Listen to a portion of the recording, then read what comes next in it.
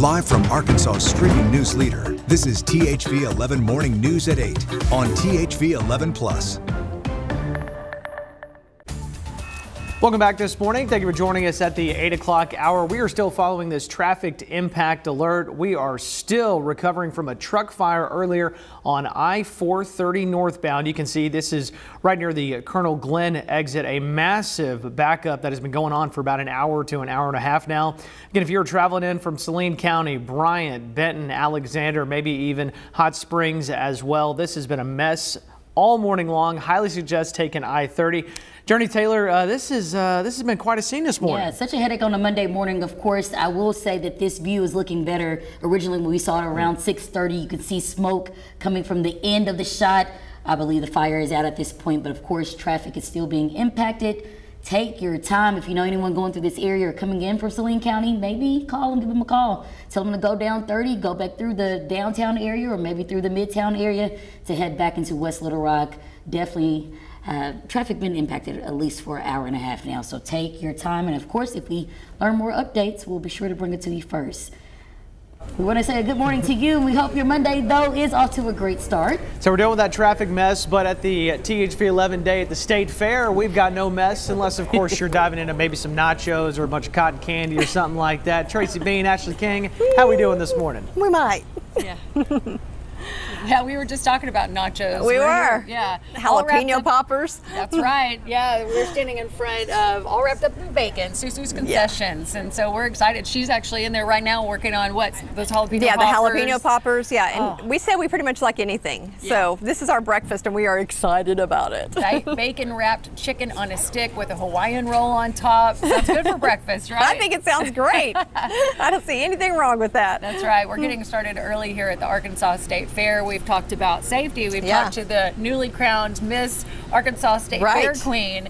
We've had a big morning already. We've been out here since the sun came up. Literally, since the sun came up. I mean, it was really cool to be out here seeing all of the behind the scenes work that goes on to get ready for the day. Again, for the safety, to make sure that everything's up and running, from the food to the rides to they get started early. Yeah, they get started really early. Right, just to make sure that it's a fun and safe day for you, which starts early. It does. Actually here this morning at 9 a.m. for Kitty Day at the fair. Yeah, so if the kids are headed out this morning, you might need a light jacket as we are heading into, again, just before noon or so. But I've got a State Fair forecast for you. It begins at 11, again, when the gates open officially, but it's opening a little earlier today, again, for all the kids coming out. And I think all their adults get in free, for what I heard. Yeah, so ice cream for breakfast is what I say.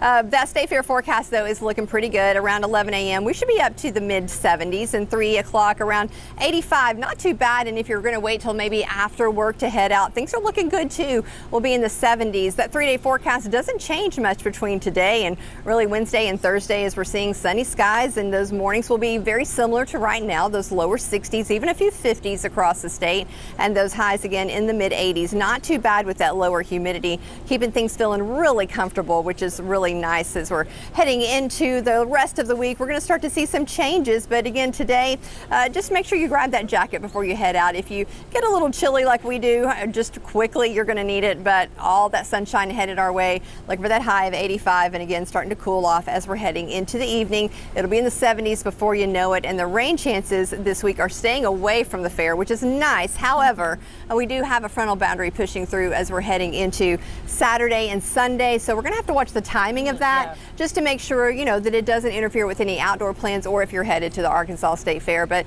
it's going to be a great week, again, to get out and about. It's not too hot, not too cold. It might be that just right temperature to get out there. And again, come out a little earlier today. Ashley and I are going to be here till around 12:30 this afternoon, and the rest of the gang is coming out later today as well. So we would love to say hello and see you guys, and just to find out what fun you're going to have at the fair today. That's right. Yeah, today's weather, it sounds like it's going to be absolutely beautiful. So a little chilly right now. I could stand to wear my jacket. I know. Again. Yeah. Might need it for just a minute. I thought it was going to be tied around the waist. Over here close to I was the looking food. for We're going to be Yeah, I know. It was earlier, but yeah, we're going to be talking with Susu's Concessions when we come back in a second. We're going to show you some of that food. Maybe Hayden, Jurnee. Let you know how yummy it tastes, so you know what to get when you get out here. Oh, I can't wait. I'll be out there at 11 today. Very excited. I'm jealous. I know.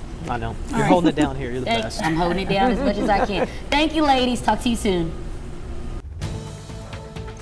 All right, well, breaking overnight, a major turning point in the Middle East. The last 20 hostages held by Hamas for 2 years are finally heading home. This morning, we are now learning all hostages have been handed over, with the first 7 being released, transferred to Israeli forces, who brought them safely back across the border just hours before the release of the remaining 13. Now, President Trump is in Israel this morning to welcome those freed hostages.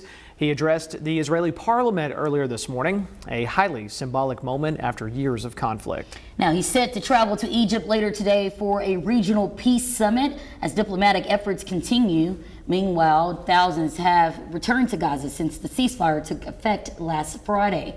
CBS News' Bradley Blackburn has the latest on this historic development.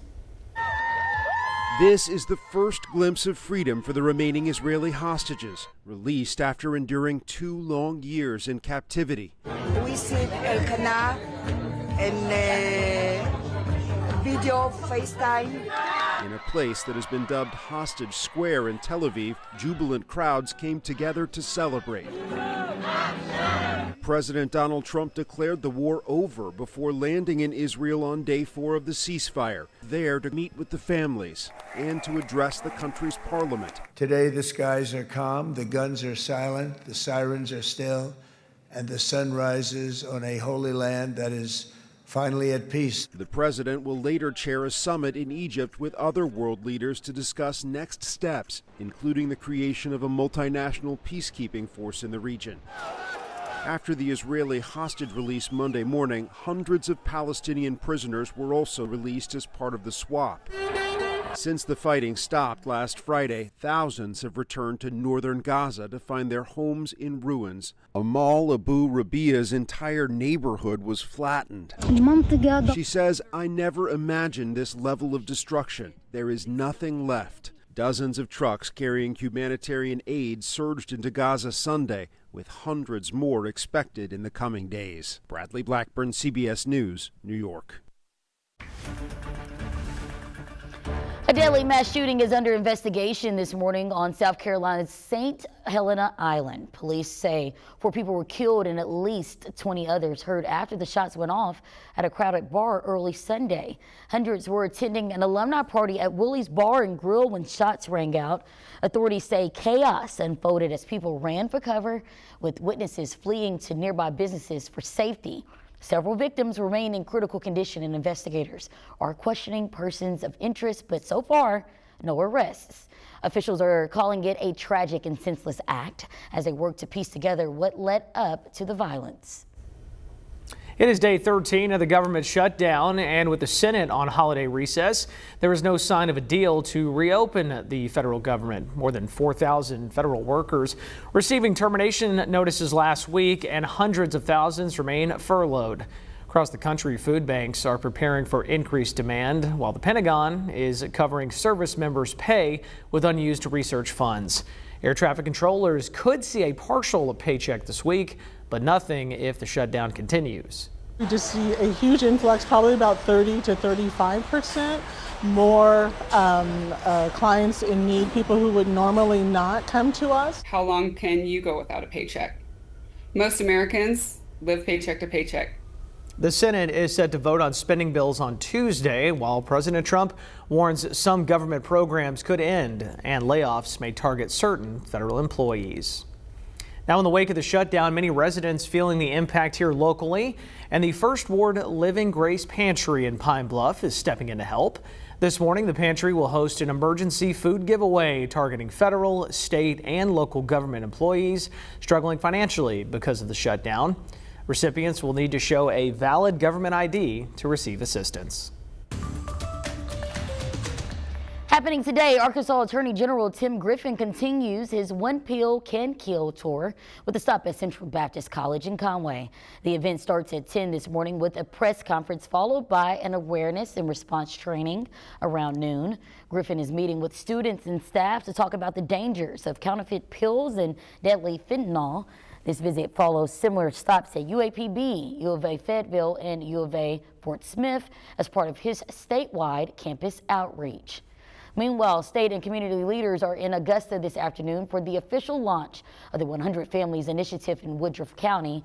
The event starts at 2 p.m. at the AR Care Economic Development Center. The program helps families in crisis connect with local resources for housing, jobs, education, and mental health. During its pre-launch, 57 families were already assisted using a coordinated approach tracked through the Hope Hub system to ensure lasting support. It is 8:11 on this Monday morning. Let's send it back out to Tracy Bean with a check of a quick forecast, and we're ready to eat. That's my forecast. I'm hungry. Yeah, it is prime time to eat, but we are feeling a little chilly out here, believe it or not. It feels like fall this morning. We are seeing those temperatures in the 50s and the 60s across the state. 61 here in central Arkansas, but the sun is shining and it's going to warm up here before long. We are seeing those dew points start to fall again, but overall it's going to be a nice day today. Again, dew points are in the upper 50s. We'll continue to see those moving along, and this afternoon when that high is right around 85, it will feel very comfortable. It's a great day to come out to the fair. Starts to open again this morning early at 9 for Kitty Day. You can come out here and your adults get in free. So the kids, you pay for that. Kids come in and they're going to have a great time. Security, we're going to talk more about that here in just a little while. But overall, it's going to be a great day. A little bit warmer all around us, but I don't know. I think 85 is pretty much nice fair weather as we're heading through the week. That's going to be very similar, and we're going to continue to see those dry conditions and keep things a bit above normal, above that average. But we've got a little cooler weather headed our way and maybe a little rain. We'll talk more about that in my forecast coming up.